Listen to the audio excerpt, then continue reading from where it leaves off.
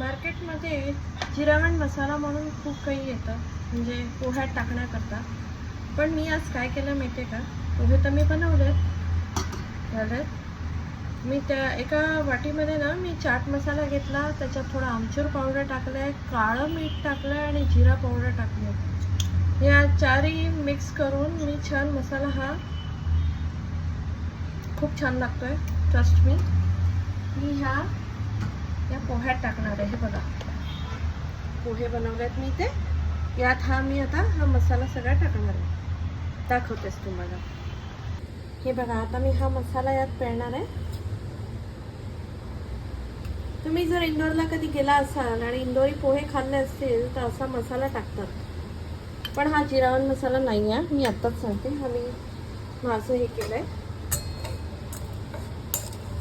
बघा, छान मस्त असे मिक्स केलेत मी.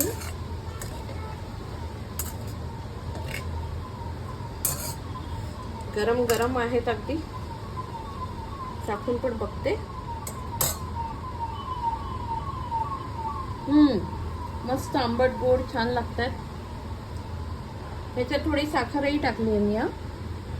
साखर टाकून म्हणजे सगळेच टाकतात, ज्याला जसं आवडतं तसं, पण आंबट गोड छान लागतं नाही का. तर झालेच. चला, माझे पोहे बघा किती छान दिसतात दिसायला, नाही? तुम्ही पण हा मसाला बघा टाकून कसे लागतात. खूप कौतुक, म्हणजे लोक अगदी आवडीने खातील आणि त्यांना तुमच्या पोह्याची रेसिपी हवी असेल. मग चला, भेटूयात पुढील ब्लॉगमध्ये. बाय.